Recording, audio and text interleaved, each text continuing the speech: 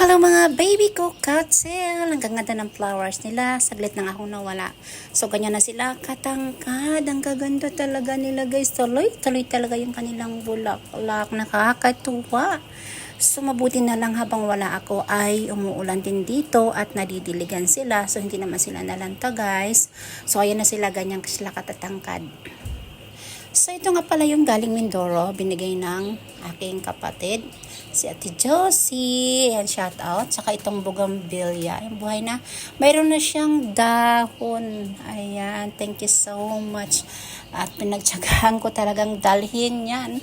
So, sad lang ako dito guys sa binigay ng aking kapatid na si Rosana. Ayan, ang paper tray. Hindi talaga siya nakasurvive. Ayan, dahil wala pa naman talaga siyang ugat.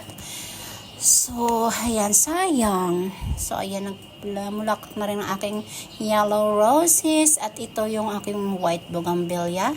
So, ayan, kapag mamumulaklak na sigay, kung gusto mo pang mas marami, tatanggalin mo raw yung mga matatandang dahon para mas sumibol ang kanilang bagong sanga. So, ito ang aking oregano. So, kailangan nang ilipat yung mga sanga sa ibang paso para hindi masayang at mas dumami dahil pinapainom ko rin yan kay Ro kapag mayroong ubo at sipon. Ayan ang gaganda. So kapag may dumadaan dito guys, maraming nagpapapicture talaga sa kanya kasi ang ganda talaga ng kanyang flower dahil ganyan parang ang haba, parang buntot pusa nga. At ito ang ating dito sa dulo ay meron tayo ditong ayan, ang tawag dito guys.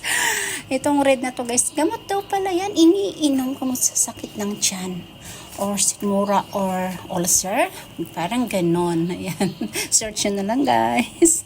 At ito ang ating, ayan, pa-heart na dahon and ampalaya. Pwede na tayong mag gulay. Ayan, thank you.